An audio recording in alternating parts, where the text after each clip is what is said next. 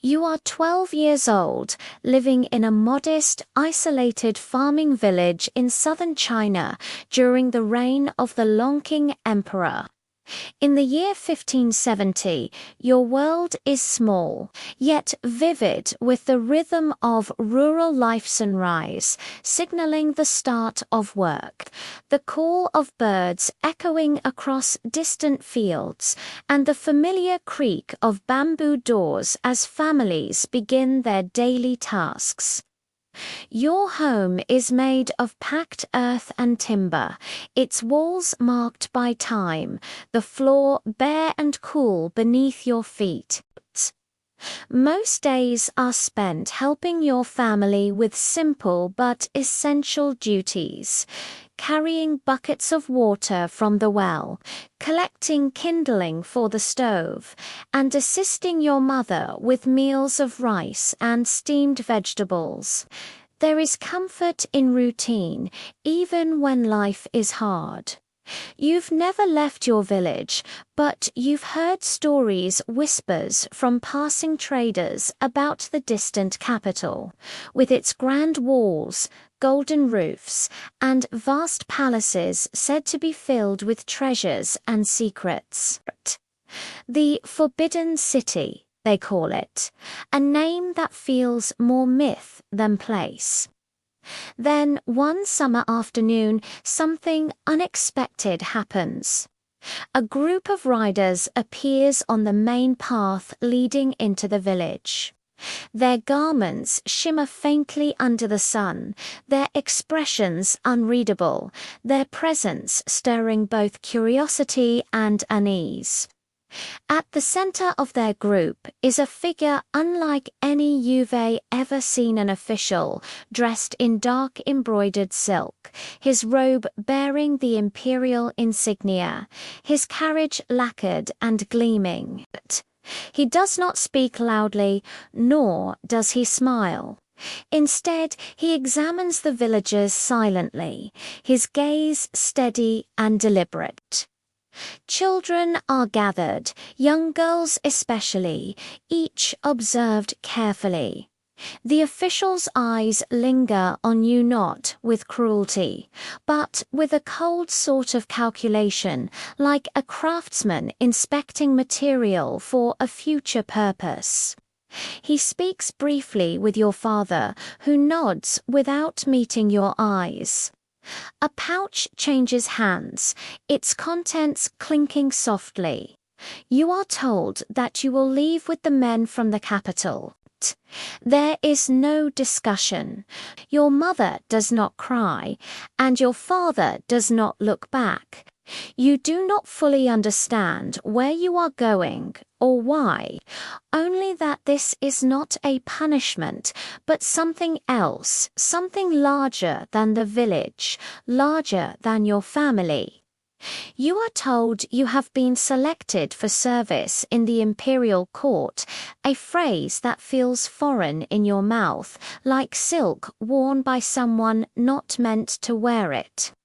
The journey begins by cart, accompanied by several other girls, none older than 16.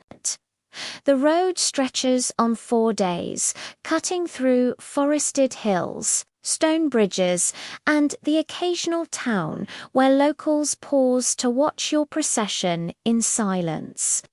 The guards do not mistreat you, but they do not speak much either. Their swords glint in the light, and their presence is a reminder that your direction has already been decided. Eventually, after what feels like an endless journey, you see it, Beijing, the imperial capital, rising out of the horizon like a vision.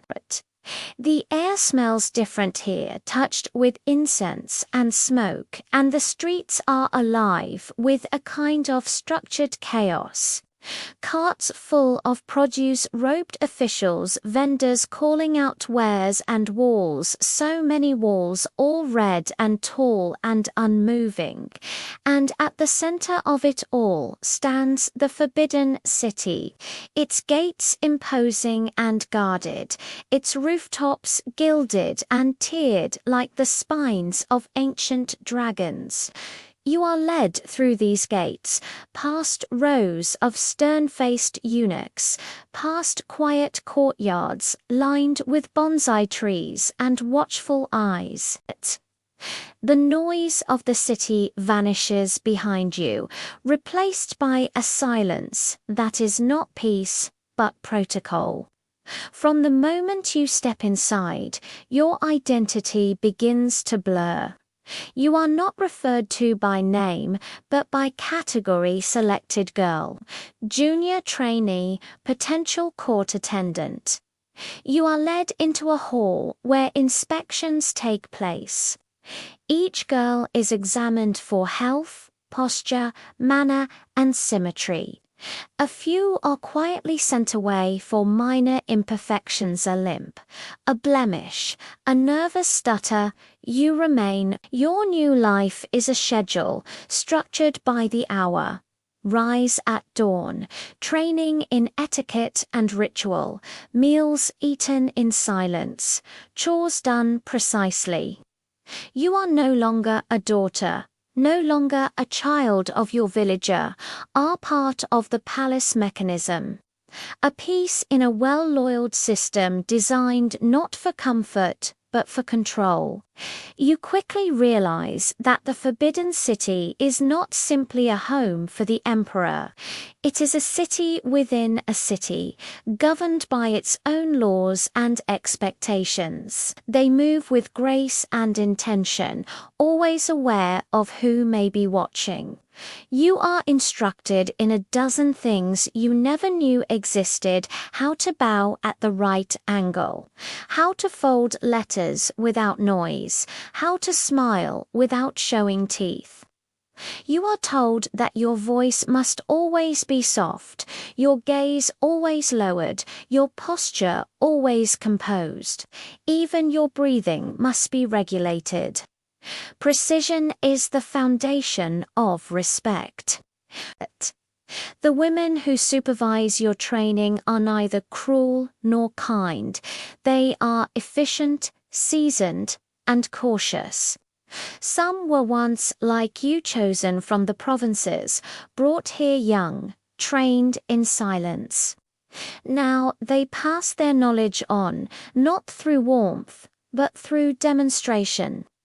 You begin to learn the language of the palace: subtle glances, carefully timed gestures, the art of speaking volumes without saying a word. Mistakes are not always punished directly, but they are noted. You don't know what removal means exactly. You are told that the highest honor for a woman in the inner court is to be summoned by the emperor. Such a summons is rare, and for many, it never comes. Yet everything in your training is designed for that possibility. You are taught to play the guqin, to recite poetry, to walk as if floating, not for your own enrichment, but so that one day you might please a ruler you have never seen. The emperor himself is almost a myth. He resides in the innermost part of the palace, surrounded by guards, scholars, and his closest family. You may serve in his household for years and never glimpse his face. Still, the idea of him shapes your every action. Over time, you adapt.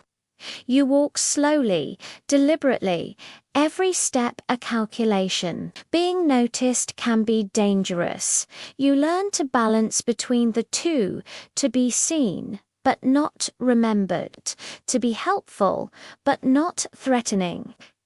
In your second year, you are assigned to assist a mid-ranking consorter woman who has served in the palace for over a decade.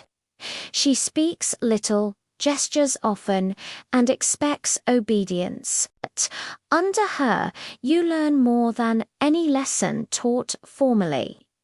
You see how she manages servants, how she receives visitors, how she navigates conflict without raising her voice. She trusts no one, not even her own maids, and keeps a journal written in code.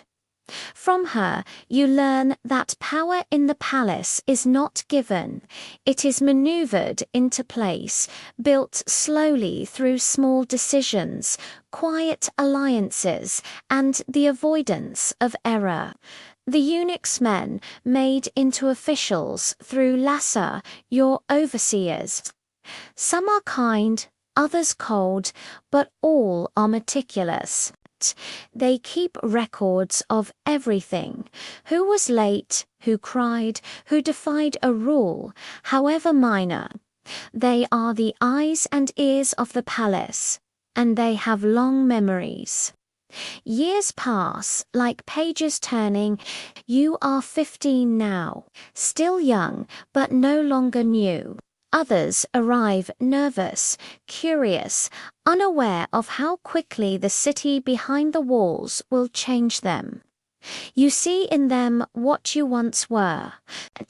It continues, with or without you.